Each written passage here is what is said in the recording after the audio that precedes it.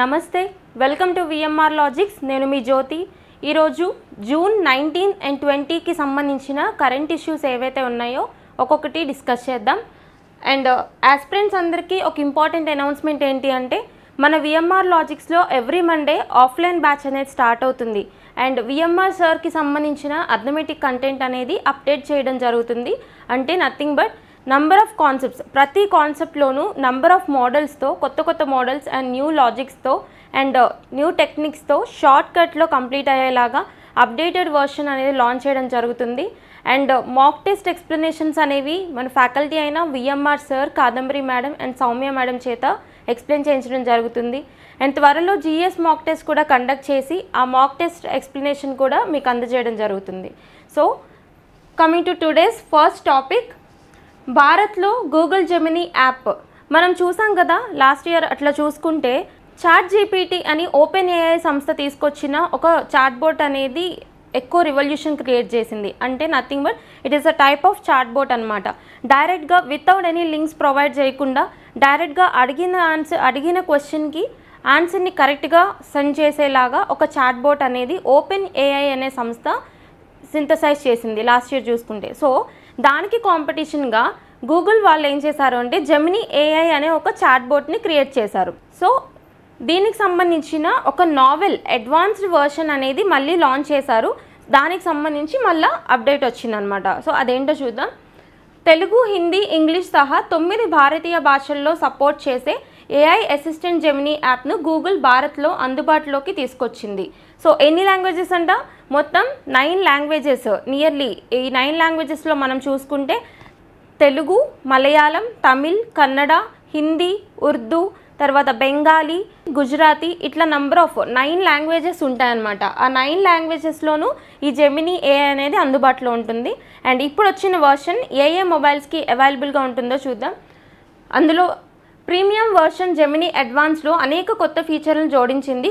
కొంత మొత్తం చెల్లించడం ద్వారా జెమినీ 1.5 ప్రోలోని సరికొత్త ఫీచర్లు యూజర్లు పొందవచ్చని తెలిపింది. గత ఏడాది చివరిలో జెమినీ పేరుతో అత్యంత అడ్వాన్స్డ్ వర్షన్ ఏఐ టూల్ను గూగుల్ పరిచయం చేసింది. ఇందులో క్రమేణా పలు ఫీచర్లను జోడిస్తూ వచ్చింది. మరికొద్ది వారాల్లో భారత్లోని ఐఫోన్ యూజర్లకు కూడా ఏఐ టూల్ అందుబాటులోకి వస్తుందని సంస్థ ఇంజనీరింగ్ విభాగం వైస్ ప్రెసిడెంట్ సుబ్రహ్మణ్యం వెల్లడించారు. అంటే అన్నిటికీ రాదు, ఓన్లీ ఐఫోన్ మొబైల్స్కి యూజర్స్కి మాత్రమే ఈ ఫీచర్ అనేది అందుబాటులోకి వస్తుంది. అది కూడా త్వరలో అని చెప్పి ఒక అప్డేట్ వచ్చిందనమాట. జస్ట్ ఈ గూగుల్ జెమినీ అనేది ఎవరు సింథసైజ్ చేశారు, దాని యొక్క ఫీచర్స్ ఏంటో చూడండి, సరిపోతుంది. నెక్స్ట్ కాన్సెప్ట్, రష్యాలో వింత వ్యాధి విజృంభణ. ఇది డిసీజ్ అండ్ న్యూస్ కింద చదువుకోవాలి మనం. ఒక రేర్ డిసీజ్ అనేది రష్యాలో కలకలం రేపుతుందంట. ఆ డిసీజ్ ఏంటో చూద్దాం అండ్ అది దేని వల్ల కాజ్ అవుతుందో కూడా చూద్దాం. రష్యాలో పదుల సంఖ్యలో బాచులిజం అనుమానిత కేసులు విజృంభించాయి. అరుదైన ప్రమాదకరమైన ఈ వ్యాధి లక్షణాలతో 4 భిన్న ప్రాంతాల్లో బాధితులు ఆసుపత్రిలో చేరారు. దీంతో అధికారులు 3ని అరెస్ట్ చేశారు. అంటే బాచులిజం అనేసి మనం పిలుస్తాం కదా, అది దేని వల్ల కాజ్ అవుతుంది, దాని సిమ్టమ్స్ ఏంటి అంటే క్లాస్ట్రీడియం బ్యూటిలినం అనే ఒక బ్యాక్టీరియా వల్ల ఈ డిసీజ్ అనేది కాజ్ అవుతుంది అనమాట. ఏంటి కాజేటివ్ ఆర్గానిజం? క్లాస్ట్రీడియం బ్యూటిలినం. ఓకే, ఇది ఒక బ్యాక్టీరియా. అంటే మనకు అడుగుతారు కదా, ఇది బ్యాక్టీరియానా, ఫంగయా, ప్రోటోజోవానా, వైరసా, ఇట్లాంటి క్లాసిఫికేషన్ ఉంటాయి మనం డిసీజెస్ చదివినప్పుడు. సో ఆ causative organism nothing but pathogen ఏదైతే ఉందో అది ఏ క్లాస్కి చెందింది? బ్యాక్టీరియల్ క్లాస్కి చెందింది. అయితే దీని యొక్క సిమ్టమ్స్ ఎలా ఉంటాయి అంటే, ఒకటి రెస్పిరేటరీ డిజార్డర్స్ వస్తాయి, తర్వాత పెరాలసిస్ కూడా అటాక్ అయ్యే ఛాన్స్ ఉంటుందన్నమాట ఈ బొట్యులిజం వల్ల. సో ఇది ఎక్కడ ఎక్కువగా స్ప్రెడ్ అవుతుంది అంటే రష్యాలో ఇప్పుడు స్ప్రెడ్ అవుతుంది అనేసి ఒక ఆర్టికల్ కవర్ అయింది. జస్ట్ ఆర్టికల్ చూడండి అండ్ కాజేటివ్ ఆర్గానిజం చూడండి, సరిపోతుంది. Next one, prime minister Modi inaugurates Nalanda university campus. Nalanda university క్యాంపస్ని ప్రధానమంత్రి నరేంద్ర మోడీ గారు ఇనాగ్రేట్ చేశారంట. అది ఎక్కడ ఇనాగ్రేట్ చేశారని అడుగుతారు. బీహార్లోని రాజ్గృహాలో ఇనాగ్రేట్ చేశారు. అయితే ఎవరి నలంద అంటే హీఈస్ అ బుద్ధిస్ట్ ఎమినెంట్ అనేసి మనం హిస్టరీలో చదువుకుంటాం కదా, బుద్ధిజంకి సంబంధించి నలంద అని. అండ్ అప్పట్లో టీచింగ్స్కి ఫేమస్ అనమాట నలంద అనేది. అండ్ అది బీహార్లో ఉండేది కదా. ఎవరు డెవలప్ చేశారు అంటే గుప్తా డైనాసిటీ వాళ్ళు ఈ నలంద అనేది ఎస్టాబ్లిష్ చేశారనమాట. మనం చూసుకుంటే గుప్తా ఎరాని గోల్డెన్ ఏజ్ అనేసి పిలుస్తాం లిటరేచర్కి. సో ఈ నలందాని కూడా ఎస్టాబ్లిష్ చేసింది, దాన్ని ప్యాట్రనైజ్ చేసింది ఎవరు అంటే Gupta period. Especially Samudragupta one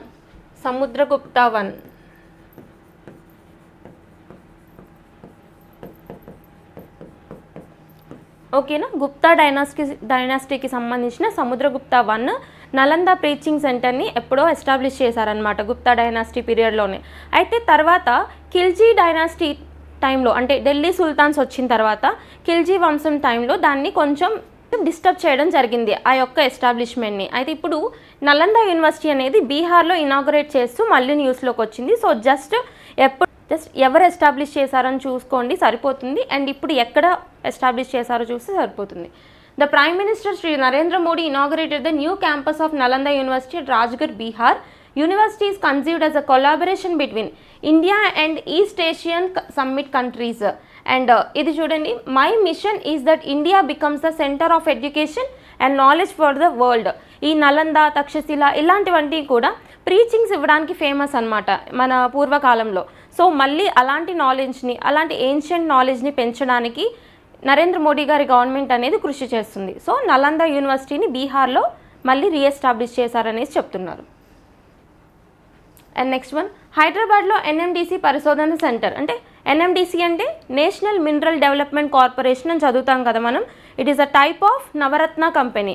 మనకి ఎకానమీలో టైప్స్ ఆఫ్ కంపెనీస్ అనేది పబ్లిక్ సెక్టార్ ఎంటర్ప్రైజెస్ క్లాసిఫికేషన్ చూస్తాం మనం. అంటే ఏమేమి ఉంటాయి, మహారత్న కంపెనీస్, నవరత్న కంపెనీస్, మినీరత్న కంపెనీస్లో కేటగిరీ 1, కేటగిరీ 2 అని చెప్పి వాటి యొక్క ఇన్వెస్ట్మెంట్ ఎక్స్పెండిచర్ని బట్టి వాటిని క్లాసిఫై చేస్తారనమాట. సో టాప్ క్లాస్ వచ్చేసి మహారత్న కంపెనీస్ అంటారు. అయితే కింద నుంచి కంపెనీస్ అనేవి ప్రమోట్ అవుతూ వెళ్తూ ఉంటాయన్నమాట మహారత్న వరకు కూడా.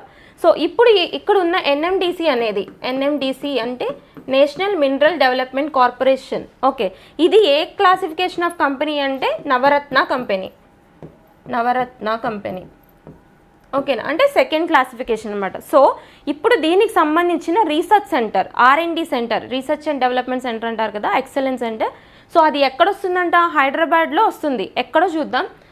ఖనిజ ఉత్పత్తిలో అగ్రగామి ప్రభుత్వ సంస్థ అయిన ఎన్ఎండిసి తాజాగా హైదరాబాద్లో పరిశోధన అభివృద్ధి సంస్థ అంటే R&D సెంటర్ని ప్రారంభించింది.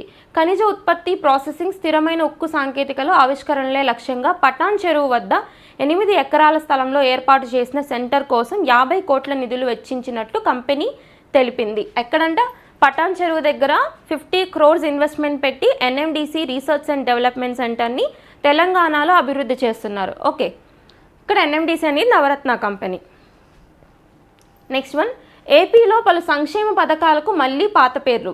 యాక్చువల్లీ ఇంతకుముందు 2014 నుంచి 2019 వరకు కూడా తెలుగుదేశం పార్టీ అంటే టీడీపీ పార్టీ రూలింగ్లో ఉండేది. చంద్రబాబు నాయుడు గారు చీఫ్ మినిస్టర్గా ఉండేవాళ్ళు. అయితే 2019 నుంచి రీసెంట్ ఎలక్షన్స్ వరకు కూడా 2024 ఎలక్షన్స్ వరకు కూడా వైఎస్ఆర్సీపీ గవర్నమెంట్ అనేది ఉంది. వైఎస్ జగన్మోహన్ రెడ్డి గారు చీఫ్ మినిస్టర్గా ఉన్నారు. అయితే టీడీపీ రూలింగ్లో ఉన్న కొన్ని స్కీమ్స్ అవే పేర్లతో ఇప్పుడు కంటిన్యూ అవుతున్నాయి. అంటే వైఎస్ఆర్సీపీ గవర్నమెంట్లో ఉన్న కొన్ని స్కీమ్స్ పేర్లు మార్చి అవే స్కీమ్స్ ఇప్పుడు కంటిన్యూ చేయబోతున్నారనమాట. సో ఆ స్కీమ్స్ ఏంటి, మారిన పేర్లు ఏంటో చూడండి, దానికి సంబంధించి అప్డేట్ చేసుకొని సరిపోతుంది. ఆంధ్రప్రదేశ్లో అమలవుతున్న పలు సంక్షేమ పథకాల పేర్లను మార్చుతూ ప్రభుత్వం ఉత్తర్వులు వెలువరించింది. మారిన పథకాల పేర్లు: జగనన్న విద్యా దీవెన ఇకపై post matric scholarship, Jagananna Vasathi Deevena ఇకపై పోస్ట్ మెట్రిక్ స్కాలర్షిప్, జగనన్న విదేశీ విద్యా దీవెన ఇకపై అంబేద్కర్ ఓవర్సీస్ విద్యానిధి. ఏంటంట, అంబేద్కర్ ఓవర్సీస్ విద్యానిధి అంట. ఏది, జగనన్న విద్యా దీవెన కొత్త పేరు ఏంటి అని అడుగుతారు, అంబేద్కర్ ఓవర్సీస్ విద్యానిధి. అండ్ వైఎస్ఆర్ కళ్యాణమస్తు ఇకపై చంద్రన్న పెళ్లి కానుక, వైఎస్ఆర్ విద్యోన్నతి ఇకపై NTR Vidyonnathi, and Jagananna civil services ప్రోత్సాహకం ఇకపై incentives for civil services examination. పాత పేర్లేంటి, మారిన పేర్లేంటి చూసుకుంటే సరిపోతుంది. ఓకే, సో ఇవి schemes names. And next concept, the prime minister Shri Narendra Modi on the world sickle cell day reiterated that his government is committed to overcoming this disease. ఇది దేనికి సంబంధించింది అంటే వరల్డ్ సికిల్ సెల్ డే ఎప్పుడు సెలబ్రేట్ చేసుకుంటాం మనం, June 19th celebrate చేసుకుంటాం every year కదా. So June 19th is a world sickle cell day అని చెప్పి మనం సెలబ్రేట్ చేసుకుంటాం. అయితే దీన్ని కమెమరేట్ చేస్తూ ప్రధానమంత్రి నరేంద్ర మోడీ గారు మాట్లాడడం జరిగింది. అయితే అసలేంటి సికిల్ సెల్ డిసీజ్ అంటే, హిమోగ్లోబిన్ అనేది అంటే రెడ్ బ్లడ్ సెల్స్ ఏవైతే ఉంటాయో అవి బైకాన్కేవ్ డిస్క్ షేప్లో ఉంటాయి యాక్చువల్గా చూసుకుంటే జనరల్లీ. అయితే సికిల్ సెల్ డిసీజ్ వచ్చిన రెడ్ బ్లడ్ సెల్స్ ఎలా ఉంటాయంటే ఆర్బీసీ సెల్స్ సికిల్ షేప్లో ఉంటాయి, అంటే ఇట్లా కొడవలి అని పిలుస్తాం కదా, కొడవలి నథింగ్ బట్ సిక్కిల్ అని పిలుస్తాం ఇంగ్లీష్లో. సో సిక్కిల్ షేప్లోకి వెళ్ళిపోతాయి. అలా వెళ్ళిపోవడం వల్ల ఏమవుతుందంటే అవన్నీ క్లాగ్స్ కింద ఫామ్ అయిపోయి బాడీలో ఆక్సిజన్ సప్లై అనేది సరిగ్గా జరగదు బ్లడ్లో. సో బ్లడ్లో ఆక్సిజన్ క్యారింగ్ కెపాసిటీ అనేది తగ్గిపోతుంది అనమాట. దాన్ని మనం సికిల్ సెల్ ఎనీమియా అంటారు. ఓకేనా. సో ఈ సికిల్ సెల్ డిసీజ్ అనేది it is a form of genetic disorder. క్రోమోజోమ్స్లో డిఫెక్ట్ రావడం వల్ల వస్తుంది. ఏ chromosome especially chromosome number 11. Okay, ఇది డిసీజ్ గురించిన మేజర్ ఇన్ఫర్మేషన్ అనమాట. అయితే వరల్డ్ సికిల్ సెల్ డే యొక్క థీమ్ ఏంటి అని అడుగుతారు. The theme of this year is hope through progress advancing care globally. ఓకేనా, ఇది వరల్డ్ సికిల్ సెల్ డే యొక్క థీమ్ అనమాట. ఎప్పుడు సెలబ్రేట్ చేసుకుంటున్నారు? జూన్ 19 చేస్తారు. అయితే దీని యొక్క బ్యాక్గ్రౌండ్ ఏంటి? It is a genetic disorder. Okay, next one, సైన్యంలో skin bank. So skin bank అనే కాన్సెప్ట్ ఏంటి అంటే ఎవరైనా కానీ ఆర్మీ పీపుల్కి సంబంధించి స్కిన్ రీప్లేస్మెంట్ సర్జరీస్ కానీ లేదు అంటే ఏదైనా ఆర్గన్స్ తెగిపడిపోయినప్పుడు కానీ సో స్కిన్ అనేది ఎక్కువగా అవైలబుల్గా ఉండదన్నమాట. అలాంటప్పుడు స్కిన్ యొక్క షార్టేజ్ రాకుండా ముందు నుంచి స్టోర్ చేసుకోవడం, అదే skin bank concept. Okay, so ఇది ఇప్పుడు ఇండియన్ ఆర్మీలో తీసుకొస్తూ ఒక ఇన్నోవేషన్ వచ్చింది. అదేంటో చూద్దాం. భారత సైన్యం తొలిసారిగా చర్మనిధి కేంద్రాన్ని అంటే స్కిన్ బ్యాంక్ని ప్రారంభించింది. ఆర్మీ సిబ్బందికి వారి కుటుంబ సభ్యులకు కాలిన గాయాలు ఇతర చర్మ సంబంధిత చికిత్సల్లో విప్లవాత్మక మార్పులు తీసుకురావడమే లక్ష్యంగా దీన్ని అందుబాటులోకి తీసుకొచ్చినట్లు రక్షణ శాఖ తెలిపింది. ఢిల్లీలోని ఆర్మీ హాస్పిటల్లో ఈ స్కిన్ బ్యాంక్ను ఏర్పాటు చేశారు. ఎక్కడంట? ఆర్మీ హాస్పిటల్ ఉంటుంది కదా ఢిల్లీలో, అక్కడ ఏర్పాటు చేశారు. అయితే అసలు ఈ కాన్సెప్ట్ ఏంటో చూద్దాం. ఏంటి స్కిన్ బ్యాంక్? అసలు ఏంటి స్కిన్ బ్యాంక్? కాలిన గాయాలు, గ్రహణం, మొర్రి, తెగిన చేతులు, వేళ్లు అతికించడం, ఇతరత్ర చికిత్సలకు చర్మం అవసరం అవుతుంది. రోగి శరీరంలోని కాళ్ళు, చేతులు, తొడలు తదితర భాగాల నుంచి చర్మం సేకరించి గ్రాఫ్టింగ్ ద్వారా గాయాలైన చోట అమర్చుతారు. గ్రాఫ్టింగ్ టెక్నిక్ అంటాం కదా, అంటే స్కిన్ తీసుకెళ్ళి వేరే చోటన పేస్ట్ చేయడం అనమాట. సో దాని ద్వారా ఏమవుతుందంటే మీన్ వైల్ కొన్ని డేస్ గడిచే కొద్దీ స్కిన్ అనేది మెయిన్ స్కిన్లోకి ఇన్కార్పొరేట్ అయిపోతుంది. నార్మల్గా అక్కడ ఆర్గన్ అనేది ఫామ్ అయిపోతుంది. అది గ్రాఫ్టింగ్ టెక్నిక్ అని చెప్తారు. అయితే రోగి శరీరం నుంచి 15 నుంచి 20% మాత్రమే ఇలా సేకరించడానికి వీలవుతుంది. అంతకంటే ఎక్కువ కావాల్సి వచ్చినప్పుడు అందుబాటులో ఉండడం లేదు. ఈ ఇబ్బందిని అధిగమించడమే ఉద్దేశంతో స్కిన్ బ్యాంక్ని ఏర్పాటు చేశారు. కావాల్సినప్పుడు అవైలబిలిటీ ఉండట్లేదు స్కిన్ అనేది అని ముందు నుంచి స్టోర్ చేసుకునే కెపాసిటీ ఉండడానికి స్కిన్ బ్యాంక్ని ఎస్టాబ్లిష్ చేస్తున్నారు. ఓకే, నెక్స్ట్ కాన్సెప్ట్, నిజ్జర్కు కెనడా పార్లమెంట్ నివాళి. ఇదేంటి అంటే హర్దీప్ సింగ్ నిజ్జర్ అనే ఒక ఖలిస్తానీ సెపరేటిస్ట్ ఉన్నారు. అంటే India separatist Khalistani movement lead చేసేవాళ్ళు కెనడాలో ఉన్నారనమాట. ఆయన లాస్ట్ ఇయర్ 2023లో ఆయన్ని చంపేశారు గురుద్వారా దగ్గర. ఓకే, కెనడాలో ఉన్న గురుద్వారా దగ్గర ఆయన అసాసినేట్ చేయడం జరిగింది. అయితే అది ఇండియాకి సంబంధించిన మిలిటెంట్స్ అని చెప్పేసి కెనడా జస్టిన్ ట్రూడో గవర్నమెంట్ అనేది అప్పుడు బ్లేమ్ చేయడం జరిగింది ఇండియాని. అప్పటి నుంచే ఇండియాకి కెనడాకి ఉన్న డిప్లొమాటిక్ అండ్ బైలేటరల్ రిలేషన్స్ అనేవి కొద్దిగా దెబ్బతింటూ వచ్చాయి. అయితే ఇప్పుడు ఏం జరిగింది అంటే ఇప్పుడు ఆయన చనిపోయి 1 year అయిపోయిన జ్ఞాపకార్థం మీద కెనడా పార్లమెంట్లో నిజ్జర్కి నివాళులు అర్పించారనమాట. సో దాన్ని ఖండిస్తూ ఇండియన్ గవర్నమెంట్ అనేది ఒక స్టేట్మెంట్ ఇచ్చింది. అదేంటో ఒకసారి చూద్దాం ఇష్యూ. భారత వ్యతిరేక కార్యకలాపాలు చేపట్టే ఖలిస్తానీ ఉగ్రవాదుల పట్ల కెనడా ప్రభుత్వం అనుసరిస్తున్న వైఖరి మరోసారి 2 దేశాల మధ్య దౌత్య వివాదానికి ఆజ్యం పోసింది. ఉగ్రవాది హర్దీప్ సింగ్ నిజ్జర్ హత్యకు గురై ఏడాదైన సందర్భంగా కెనడా ప్రధాని జస్టిన్ ట్రూడో ప్రభుత్వం మంగళవారం ప్రత్యేకంగా నివాళులర్పించింది. ఏకంగా దేశ పార్లమెంట్లోని దిగువ సభలో సంస్కరణ కార్యక్రమం నిర్వహించగా ఎంపీలందరూ మౌనం పాటించారు. ఓకే, అండ్ దీనికి సంబంధించిన దృశ్యాలు సామాజిక మాధ్యమాల్లో చక్కర్లు కొడుతున్నాయి. దీంతో ట్రూడో సర్కారులపై విమర్శలు వెల్లువెత్తాయి. 2023 జూన్ 18న బ్రిటిష్ కొలంబియాలోని సర్రే ప్రాంతంలో ఓ గురుద్వారా వెలుపల నిజ్జర్ హత్య జరిగిన విషయం తెలిసిందే. ఎక్కడ జరిగింది? 2023లో జూన్ 18న గురుద్వారా బయట, ఓకేనా, బ్రిటిష్ కొలంబియాలో జరిగిందంట ఆయన అసాసినేషన్. అయితే ఇప్పటికి 1 year అయింది కదా, జూన్ 18th. సో దాని సందర్భంగా నివాళులు అర్పించారు. దాన్ని ఇండియా అపోజ్ చేసిందనమాట. ఓకేనా. ఓకే. అండ్ ఉగ్రవాదంపై పోరు కొనసాగుతుంది భారత్. ప్రపంచ మానవాళికి ముప్పుగా మారిన ఉగ్రవాదంపై పోరులో వెనకడుగు వేసే ప్రసక్తే లేదని భారత్ చెప్పింది. ఇదే సమస్యపై అన్ని దేశాలతో కలిసి పనిచేస్తామని తెలిపింది. ఉగ్రవాదిగా ప్రకటించిన వ్యక్తికి కెనడా పార్లమెంటు నివాళులర్పించడంపై గట్టిగా స్పందించింది. 1985లో ఈ కాన్సెప్ట్ చూడండి, ఇంపార్టెంట్. 1985లో ఎయిర్ ఇండియా కనిష్క విమానంలో ఖలిస్తానీ ఉగ్రవాది అమర్చిన బాంబు పేలడంతో మృతి చెందిన 329 మందికి ఈ నెల 23న నివాళులర్పిస్తామని తెలిపింది. 1985లో కనిష్క ఎయిర్ ఇండియా విమానంలో ఖలిస్తానీ సెపరేటిస్ట్ అంటే ఖలిస్తానీ టెర్రరిస్ట్ పెట్టిన బాంబులో 329 మెంబర్స్ చనిపోయారు. అయితే అది జరిగి ఆ ఇన్సిడెంట్ జరిగి ఈ ఇయర్కి 39 ఇయర్స్ అవుతుంది. ఎప్పటికి? జూన్ 23కి. సో దానికి ఆ సందర్భంగా ఇండియా కూడా వాళ్ళకి నివాళులు అర్పిస్తామని చెప్పేసి ఒక స్టేట్మెంట్ అనౌన్స్ చేసిందనమాట. Okay. India and Canada bilateral relations చూడండి ఎట్లా ఉన్నాయనేసి సరిపోతుంది.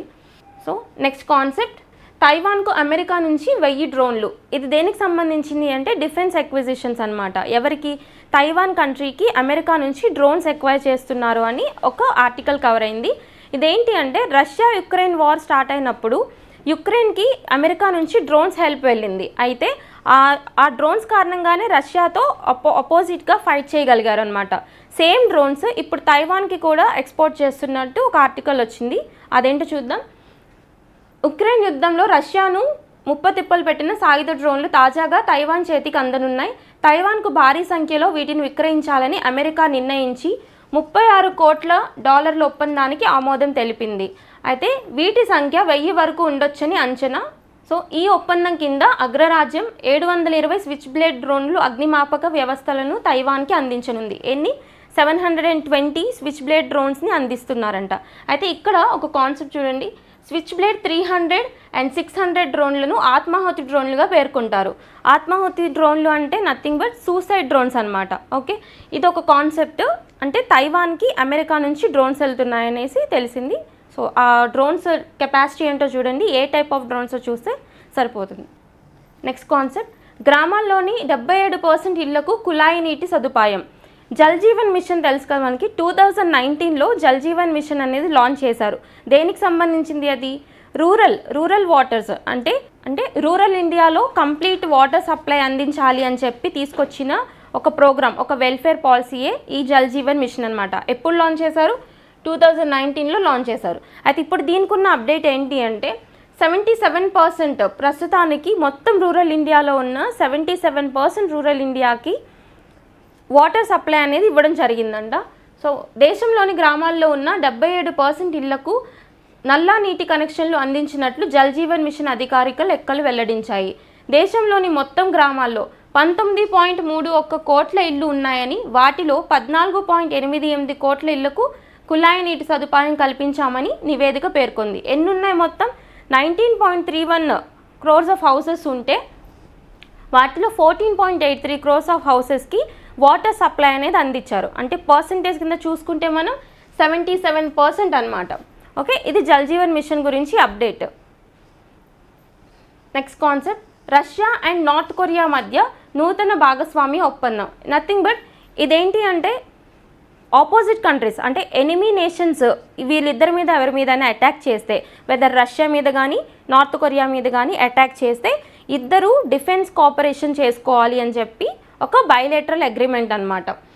సో రష్యా ఉత్తర కొరియాల మధ్య నూతన సమగ్ర వ్యూహాత్మక భాగస్వామ్య ఒప్పందం కుదిరింది. దీనిపై ఇరు దేశాల అధినేతలు Vladimir Putin and Kim Jong Un బుధవారం సంతకాలు చేశారు.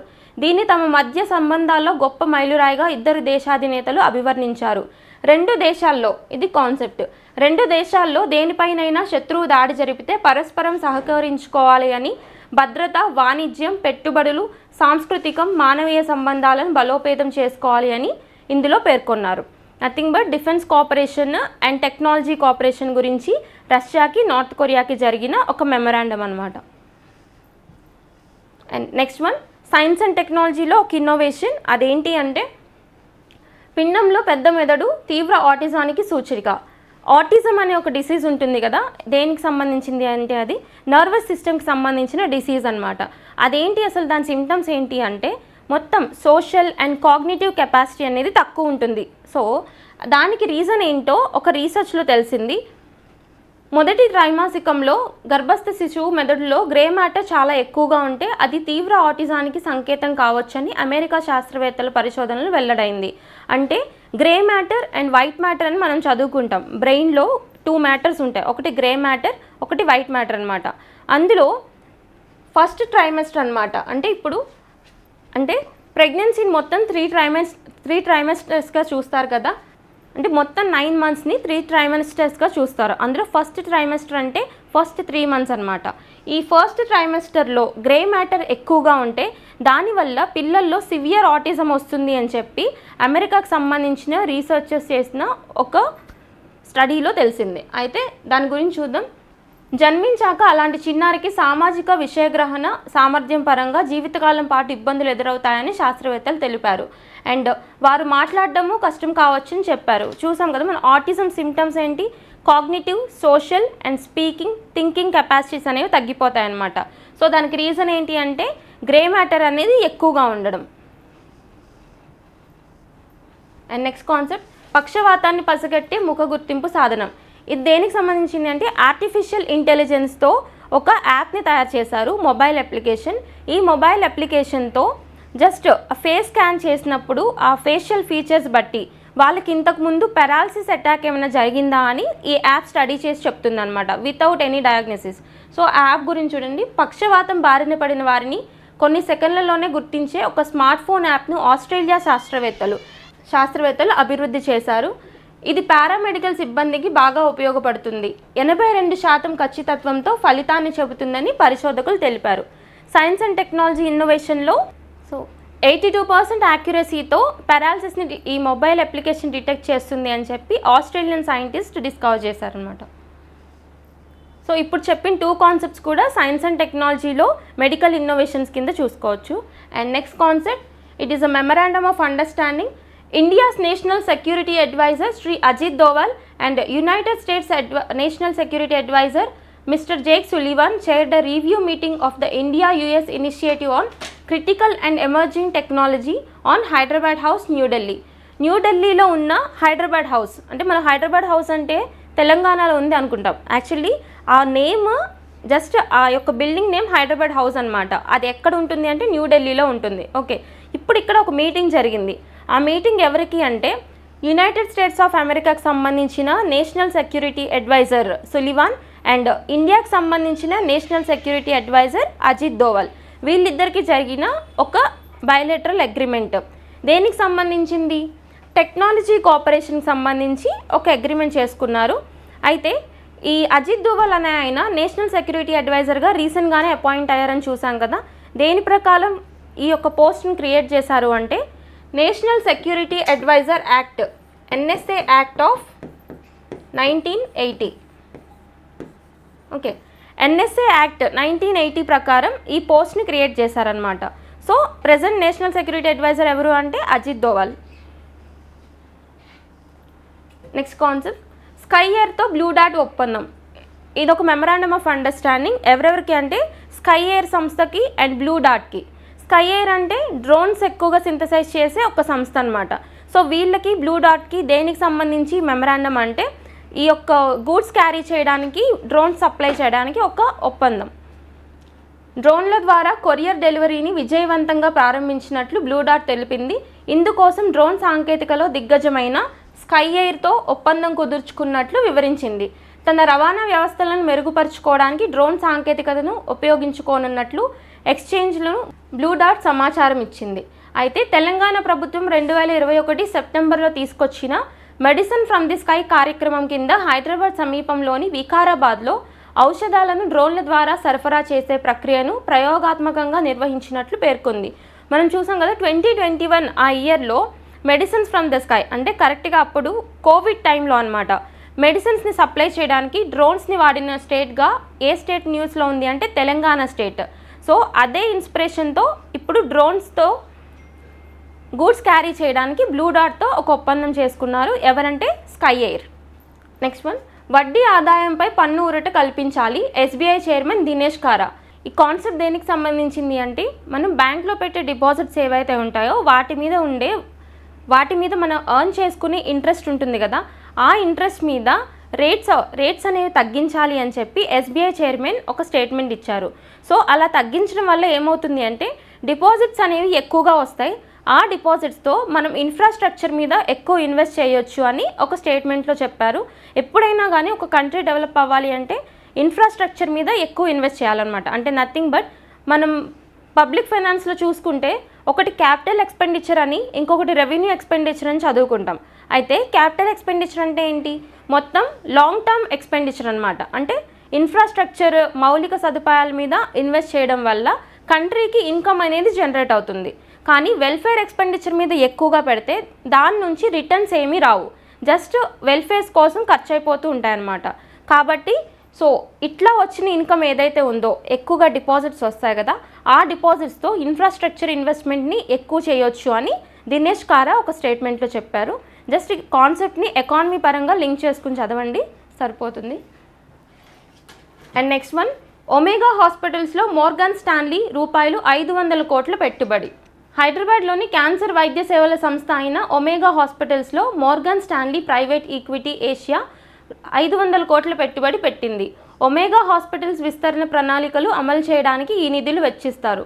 Surgical oncologist doctor Mohan Vamsi సారథ్యంలోని ఈ హాస్పిటల్స్లో 1400 వైద్య పడకలు ఉన్నాయి. తెలంగాణ, ఆంధ్రప్రదేశ్ రాష్ట్రాలతో పాటు కర్ణాటక, మహారాష్ట్ర, తమిళనాడు, మధ్యప్రదేశ్, వెస్ట్ బెంగాల్ రాష్ట్రాల్లో కూడా క్యాన్సర్ వైద్య సేవలను విస్తరించాలనే ఆలోచన ఈ సంస్థకు ఉంది. సో ఈ ఒమేగా హాస్పిటల్స్ అనేది దేనికి సంబంధించింది, క్యాన్సర్ ట్రీట్మెంట్కి సంబంధించింది. అయితే ఎట్ ప్రెజెంట్ ఆంధ్రప్రదేశ్ అండ్ తెలంగాణలో మాత్రమే ఉంది. సో ఫ్యూచర్లో కర్ణాటక, తమిళనాడు, మహారాష్ట్ర ఇట్లాంటి వేరే స్టేట్స్ కూడా ఎక్స్పాండ్ చేయాలనుకుంటున్నారు.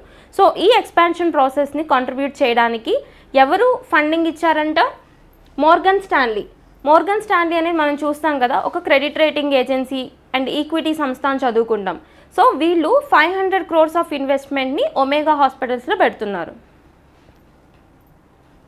And next concept, president of India Shrimati Droupadi Murmu visited Pandit Deen Dayal Upadhyaya national institute for persons with physical disabilities in new Delhi today, where she spend time with Divyang children and students and witnessed a cultural performance by them. ఈ concept దేనికి సంబంధించింది అంటే ఈరోజు June 20న మన president శ్రీమతి ద్రౌపది ముర్ము గారి birthday అనమాట. అంటే June 20. So ఈరోజు ఈవిడ ఎక్కడ విజిట్ చేశారని అడుగుతారు. ఎక్కడ వెళ్ళారంటే Deen Dayal Upadhyaya national institute for PWDs, అంటే పర్సన్స్ విత్ డిజబిలిటీస్ ఉంటారు కదా, వాళ్ళకి సంబంధించిన ఇన్స్టిట్యూట్ని విజిట్ చేశారు. ఎవరైనా కానీ ఎమినెంట్ పర్సనాలిటీస్ ఉంటే లైక్ ప్రైమ్ మినిస్టర్ కానీ, ప్రెసిడెంట్ కానీ, ఇట్లాంటి ఎమినెంట్ పర్సనాలిటీస్ ఎక్కడికెక్కడ విజిట్ చేశారో చూసుకోవాలి. ప్లేసెస్ ఇన్ న్యూస్ కిందకి అది ఇంపార్టెంట్ అవుతుందన్నమాట.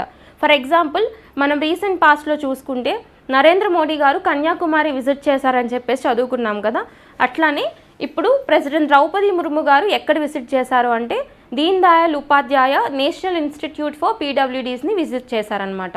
Okay. And next concept, second meeting of India Cambodia joint working group on trade and investment held in New Delhi. ఇది 2 నేషన్స్కి సంబంధించిన ఒక డిప్లొమాటిక్ రిలేషన్కి సంబంధించి ఒక మీటింగ్ అనమాట. సో దేనికి సంబంధించి, ట్రేడ్ అంటే వాణిజ్యానికి సంబంధించిన ఒక మీటింగ్. ఎవరెవరికి మధ్య జరిగిందంట, ఇండియా అండ్ కంబోడియా అంటే సౌత్ ఈస్ట్ ఏషియన్ నేషన్ అని చదువుకుంటాం కదా. సో ఈ కంబోడియాకి ఇండియాకి మధ్య ఒక మీటింగ్ జరిగింది. ఎక్కడ జరిగింది అంటే న్యూఢిల్లీలో జరిగింది. Focus on enhancing bilateral trade and investment and collaboration in UPI, pharmaceuticals and traditional medicine. దేనికి సంబంధించి మీటింగ్, యూపీఐ అంటే unified payment interface and pharmaceuticals and traditional medicine అంటే మనకి ఆయుష్ మినిస్ట్రీ కిందకు వస్తాయి కదా, ఆయుర్వేద, యుద్ధ, తర్వాత యునాని, సిద్ధ, ఇవన్నీ. సో ఇవన్నీ కూడా ట్రెడిషనల్ మెడిసిన్ కిందకు వస్తాయన్నమాట.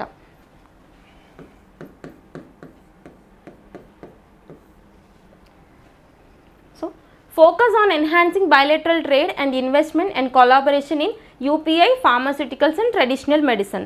UPI అంటే యూనిఫైడ్ పేమెంట్స్ ఇంటర్ఫేస్ అని చదువుతాం, and pharmaceuticals and traditional medicine nothing but Ayush ministry కిందకు వచ్చే ప్రతి ఒక్క సెక్షన్ ఆఫ్ మెడిసిన్ని మనం ట్రెడిషనల్ మెడిసిన్ అని చదువుకుంటాం. ఓకే, ఎవరెవరికి అంటే ఇండియాకి కంబోడియాకి ఒక మీటింగ్ జరిగింది. సో న్యూస్లోకి వచ్చిన ఏ కంట్రీ అయినా దాని యొక్క జాగ్రఫికల్ లొకేషన్ చూడాలి కదా. సో ఇప్పుడు వచ్చిన కంబోడియా ఏదైతే ఉందో దీని యొక్క బార్డరింగ్ నేషన్స్ చూడండి, థాయిలాండ్, లావోస్, వియత్నాం. ఓకే, ఈ మూడు దీని బార్డరింగ్ నేషన్స్ అనమాట. నెక్స్ట్ కాన్సెప్ట్ 2024-25లో భారత్ వృద్ధి 7.2%. సో మనం ఎకానమీలో జీడిపి ఎస్టిమేట్స్ అనేవి రెగ్యులర్గా చూస్తుంటాం. అంటే సో అసలు జీడిపి అంటే ఏంటి? గ్రాస్ డొమెస్టిక్ ప్రోడక్ట్ కదా. అంటే it is the final value of goods and services produced with in the domestic boundaries of the country with in the financial year. అంటే ఒక వన్ ఫినాన్షియల్ ఇయర్లో కంట్రీలో ఉన్న డొమెస్టిక్ బౌండరీస్లో ప్రొడ్యూస్ అయిన వస్తు సేవల అంతిమ విలువని మనం జీడిపి అని చెప్తాం. ఓకేనా? అయితే ఇది ఎకానమీలో ఎలా న్యూస్లోకి వస్తుంది అంటే డిఫరెంట్ క్రెడిట్ రేటింగ్ ఏజెన్సీస్ కానీ ఇంటర్నేషనల్ అండ్ నేషనల్ ఇన్స్టిట్యూషన్స్ కానీ జీడిపి ఎస్టిమేట్స్ అనేవి ఇస్తూ ఉంటాయన్నమాట ఇండియాకి సంబంధించి. అలా ఫిచ్ క్రెడిట్ రేటింగ్ ఏజెన్సీ అనేది ఇప్పుడు ఇండియా యొక్క జీడిపిని ఎంతగా ఎస్టిమేట్ చేస్తుంది అంటే 7.2%గా ఎస్టిమేట్ చేస్తుంది. ఏ ఇయర్కి? 24-25 ఫినాన్షియల్ ఇయర్కి. ఓకే, జస్ట్ ప్రస్తుత ఆర్థిక సంవత్సరం 24-25లో భారత్ వృద్ధి రేటు 7.2% చేరొచ్చని ఫిచ్ రేటింగ్స్ అంచనా వేసింది. వినియోగదారుల విశ్వాసం పెరగడంతో వ్యయాలు అధికమవడం, పెట్టుబడులు కూడా వృద్ధి చెందడమే ఇందుకు కారణమని పేర్కొంది. జస్ట్ ఏ రేటింగ్ ఏజెన్సీ ఎంతగా ఎస్టిమేట్ చేసింది చూస్తే సరిపోతుంది. Just focus upon the estimates అన్నమాట. అయితే ఇవి స్టాండర్డ్గా ఉండవు మనకి. ఎగ్జామినేషన్ ముందు వీటన్నిటిని కూడా అప్డేట్ చేసుకోవాలి ఎకానమీలో ఉండే జీడిపి ఎస్టిమేట్స్ని. ఇప్పుడు ఫిచ్ రేటింగ్ ఏజెన్సీస్ 7.2% ఇచ్చింది కదా, మేబీ నెక్స్ట్ వీక్లో మళ్ళీ మారే ఛాన్స్ ఉంటుందన్నమాట. సో మారినప్పుడల్లా మనం అప్డేట్ చేసుకోవాలి. Next concept Hindustan aeronautics limited, a well known Indian state owned aerospace and defence company, was recently given a unique contract worth about rupees 500 crores by the UK Ministry of Defence.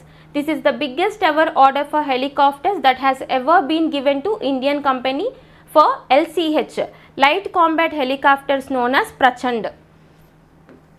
Prachand అనే LCH అంటే light combat హెలికాప్టర్స్ని తయారు చేసి ఇవ్వడానికి యూకేకి సంబంధించిన defence ministry వాళ్ళు మన ఇండియాకి సంబంధించిన హిందుస్థాన్ ఏరోనాటిక్స్ లిమిటెడ్ వాళ్ళకి ఒక అగ్రిమెంట్ ఇచ్చారనమాట. సో ఇప్పటి వరకు ఇంత పెద్ద అగ్రిమెంట్ అనేది ఇండియాలో ఉన్న ఏ డిఫెన్స్ కంపెనీకి కూడా రాలేదు. ఫస్ట్ టైం వచ్చింది కాబట్టి ఇంపార్టెంట్. ఎవరు? Hindustan aeronautics limited and UK ministry of డిఫెన్స్కి మధ్య జరిగిన మెమరాండం. దేనికి సంబంధించింది అంటే లైట్ కాంబాట్ హెలికాప్టర్స్ ప్రచండ్ని డెలివర్ చేయడానికి. Next one, NATO invests $1.1 billion in artificial intelligence, robotics and space technology. NATO అంటే నార్త్ అట్లాంటిక్ ట్రీటీ ఆర్గనైజేషన్ అని చదువుకుంటాం కదా మనం. NATO it is a military group అని చెప్పి చదువుతాం, అంటే ఒక సైనిక కూటమి అనమాట. North Atlantic Treaty Organization. Okay, దీని హెడ్ క్వార్టర్స్ ఎక్కడ? బ్రజెల్స్లో ఉంది. అండ్ దీన్ని ఎస్టాబ్లిష్ చేసింది ఎప్పుడు అంటే 1949 April 4th. మనకి రష్యా యుక్రెయిన్ వార్ జరుగుతున్నప్పటి నుంచి కూడా నాటో న్యూస్లో ఉంది. అంటే నియర్లీ 2022 February 24th నుంచి న్యూస్లో ఉంది కదా. సో దీని యొక్క హెడ్ క్వార్టర్స్ ఎప్పుడు ఎస్టాబ్లిష్ చేశారో చూసుకోవాలి. అండ్ ఇప్పుడు మళ్ళీ న్యూస్లోకి ఎందుకు వచ్చింది అంటే నాటో అనేది 1.1 బిలియన్ని ఎందులో ఇన్వెస్ట్ చేస్తుందంట? ఆర్టిఫిషియల్ ఇంటెలిజెన్స్ డెవలప్ చేయడానికి, రోబోటిక్స్ అండ్ స్పేస్ టెక్నాలజీ డెవలప్మెంట్కి ఇన్వెస్ట్ చేస్తుంది.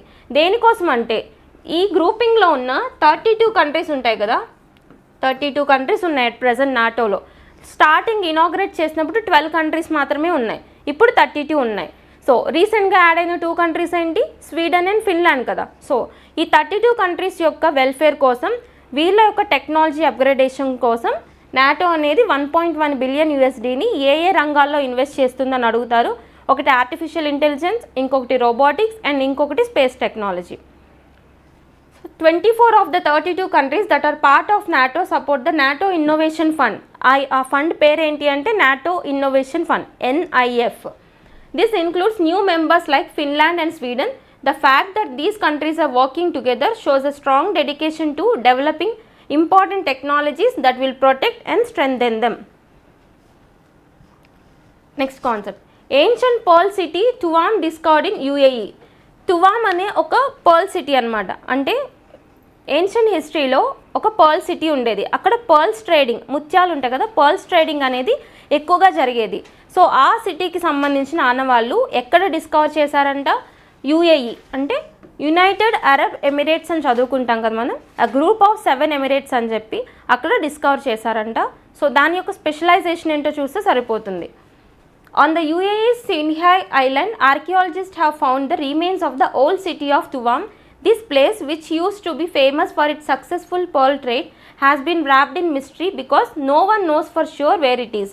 Excavations recently done in al-Quwain by the Italian Archaeological Mission have found old homes that make the case for Sinai Island as the real site of Tuam much stronger.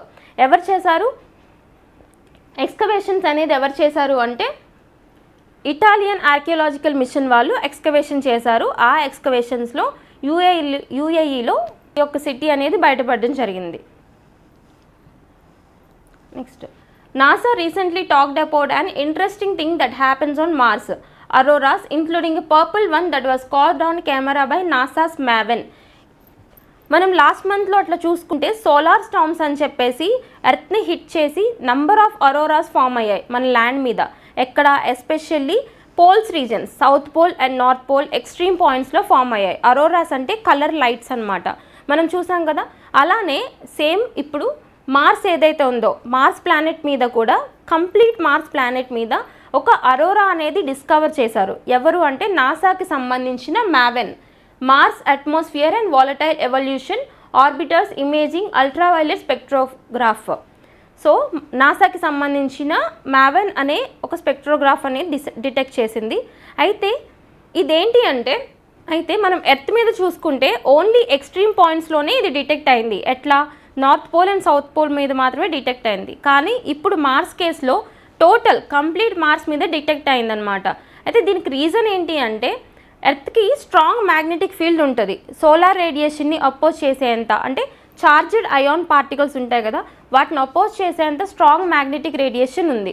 దాని కారణంగానే only extreme పాయింట్స్లో earth detect చేసిందనమాట ఈ Aurora's అనేవి. కానీ మార్స్కి చూసుకుంటే ఇనిషియల్గా ఉండేది magnetic field అనేది, తర్వాత ఆ మ్యాగ్నెటిక్ ఫీల్డ్ అనేది డిసపియర్ అయిపోయింది. సో ఎట్ ప్రెజెంట్ అంత స్ట్రాంగ్ మ్యాగ్నెటిక్ ఫీల్డ్ మార్స్ మీద లేదు కాబట్టి కంప్లీట్ మార్స్ మీద ఒక అరోరా అనేది ఫామ్ అయింది, ఒక కలర్ లైట్, అది కూడా పర్పుల్ కలర్లో ఫామ్ అయిందనమాట. సో దాన్ని పర్పుల్ రెయిన్ అని చెప్పి టెక్నికల్గా పిలుస్తున్నారు. కాబట్టి రీసెంట్గా పర్పుల్ రెయిన్ అనేది ఒకటి డిస్కవర్ చేశారు. అది దేనికి సంబంధించింది అని మనల్ని అడిగితే మార్స్ మీద డిటెక్ట్ చేసిన అరోరాస్ అని చేసి చెప్పాలన్నమాట. Next, Nvidia becomes the world's most valuable company. ఇది మనం లాస్ట్ వీక్లో చూసిన ఒక టాపిక్కి అప్డేట్. మనం చూసాం కదా, మైక్రోసాఫ్ట్ని క్రాస్ చేసి యాపిల్ కంపెనీ అనేది వరల్డ్స్ మోస్ట్ ఎక్స్పెన్సివ్ కంపెనీగా వార్తల్లోకి వచ్చింది. అయితే ఇప్పుడు యాపిల్ కంపెనీని కూడా సర్పాస్ చేసి ఇంకో కంపెనీ ముందుకెళ్ళింది. ఆ కంపెనీ ఏంటి అంటే విడియా. విడియా is well-known technology company that makes graphics processing units. They recently did something very impressive by becoming the most valuable company in the world.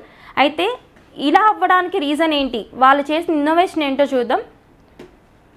Vidia's market value reached an all-time high of 3.326 trillion on June 18. This sudden rise is mostly because of high demand for Vidia's high-end chips, which are currently hard to find.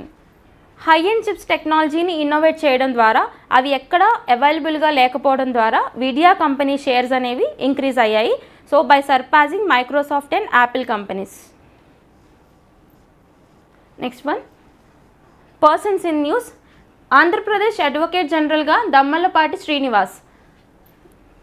New government form అయిన తర్వాత number of appointments జరుగుతున్నాయి కదా, వాటిల్లో advocate general అని చెప్పేసి మనం చూస్తాం. అంటే ఫర్ ఎగ్జాంపుల్ ఇదేంటి, ఒక కాన్స్టిట్యూషనల్ పోస్ట్ అనమాట.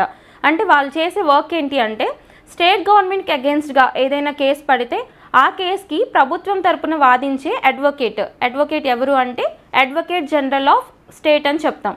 అయితే ఇది చెప్పే ఆర్టికల్ ఏంటి కాన్స్టిట్యూషన్లో అని మనం చూసుకోవాలి. ఏంటి ఆర్టికల్? ఆర్టికల్ 165. ఇట్లానే మనకి కాన్స్టిట్యూషనల్ పోస్టులు ఉంటాయి కదా. For example controller auditor general అని చెప్పి కాగ్ అని చెప్పేసి చూస్తాం. Okay, article 148. తర్వాత అటార్నీ జనరల్ అని చెప్పి చూస్తాం, ఆర్టికల్ 76. అండ్ ఇప్పుడు వచ్చింది advocate general, article 165. Okay, Andhra Pradesh advocate జనరల్గా దమ్మలపాటి శ్రీనివాస్ నియమితులయ్యారు.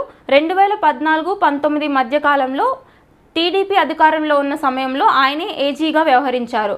తాజాగా మళ్ళీ టీడీపీ అధికారంలోకి రావడంతో సీఎం చంద్రబాబు దమ్మలపాటిని ఎంపిక చేశారు. Nothing but the persons in news కిందకి ఇంపార్టెంట్. కొంచెం పాలిటిక్ లింక్ చేసుకుని చూసుకుంటే ఆర్టికల్ 165 అనేది చూసుకోవాలి. ఇది ఎందులో ఉంటుంది అంటే part 6 of Indian constitution which deals with the state government. Next concept, AP న్యాయ సేవాధికార సంస్థ ఈసీగా జస్టిస్ దుర్గా ప్రసాద్ రావు. ఇది కూడా persons in news and appointments కిందకి ఇంపార్టెంట్ అనమాట.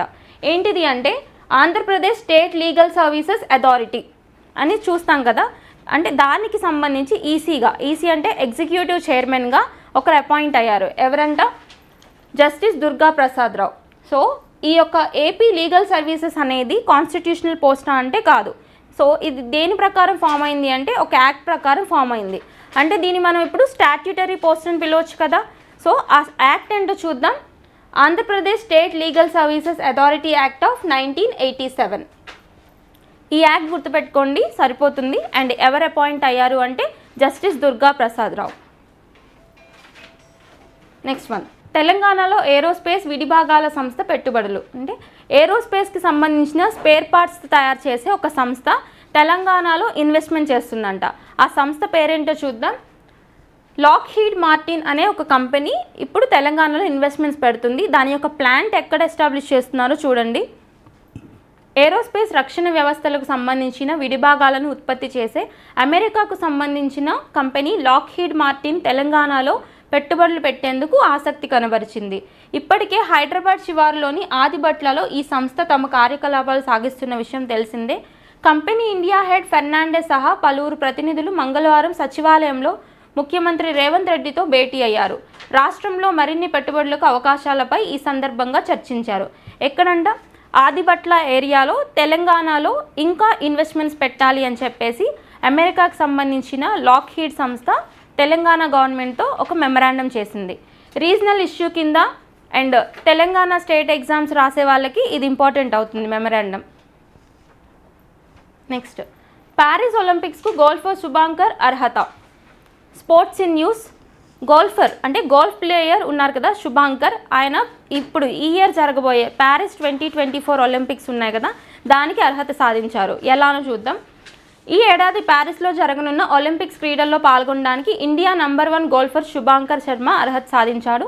ఈ మేరకు ఇంటర్నేషనల్ గోల్ఫ్ ఫెడరేషన్ ఎంపికైన క్రీడాకారుల జాబితాను వెలువరించింది. ఒలింపిక్స్లో ఇండియా తరపున ప్రాతినిధ్యం వహించే అవకాశం దక్కడాన్ని గౌరవంగా భావిస్తున్నట్లు ఆయన తెలిపారు. Next, as India's golden bye prepares himself for upcoming Olympics 2024, world champion Neeraj Chopra won gold medal with his best throw at 85.97 meter in the men's javelin throw competition at Paavo Nurmi Games in Turku, Finland. ఫిన్లాండ్లో జరిగిన పావో నూర్మి గేమ్స్లో Neeraj Chopra, Indian golden bye అని చెప్పి పిలుస్తాం మనం, అంటే javelin త్రోలో మనకి gold medal తీసుకొచ్చిన ఒక అథ్లెట్ కదా. సో ఈయన ఇప్పుడు మళ్ళీ ఫిన్లాండ్లో హోస్ట్ చూడండి, టుర్కులో జరిగిన పావో నూర్మి గేమ్స్ ఆఫ్ 2024లో ఈయన మళ్ళీ గోల్డ్ మెడల్ సాధించారనమాట. సో ఇప్పుడు మళ్ళీ ఈయన ప్యారిస్ ఒలింపిక్స్లో ఆడబోతున్నారు 2024లో.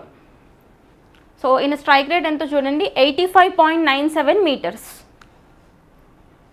నెక్స్ట్ వన్, ఆంధ్రప్రదేశ్ డీజీపీగా ద్వారకా తిరుమలరావు గారి నియామకం. ఇది ఈరోజు మార్నింగ్ వచ్చిన అప్డేట్. సో ఏపీ న్యూ డీజీపీగా అంటే డిప్యూటీ జనరల్ ఆఫ్ పోలీస్గా ఎవరు నియమితులయ్యారంట? ఆంధ్రప్రదేశ్ నూతన డీజీపీగా సిహెచ్ ద్వారకా తిరుమలరావు నియమితులయ్యారు. ఈ మేరకు రాష్ట్ర ప్రభుత్వం ఉత్తర్వులు జారీ చేసింది. ప్రస్తుతం ఆయన ఆర్టీసీ ఎండీగా విధులు నిర్వహిస్తున్నారు. అంటే సీనియర్ ఐపీఎస్ ఆఫీసర్, ఇప్పుడున్న ఐపీఎస్లో ఆంధ్రప్రదేశ్లో ఉన్న సీనియర్ ఐపీఎస్ ఆఫీసర్ అనమాట. ఎట్ ప్రెసెంట్ ఆయన ఏ పోస్ట్లో ఉన్నారు అంటే ఆర్టీసీ ఎండీగా ఉన్నారు. ఇప్పుడు ఆయన్ని డీజీపీగా ఏపీ గవర్నమెంట్ అపాయింట్ చేశారు. So that's all about today's current affairs 19th and 20 జూన్కి సంబంధించిన కరెంట్ అఫైర్స్ అన్నీ చూసాం కదా. ఎవరికైనా ఎలాంటి డౌట్స్ ఉన్నా కామెంట్ సెక్షన్లో పింగ్ చేయండి. Keep learning. Thank you.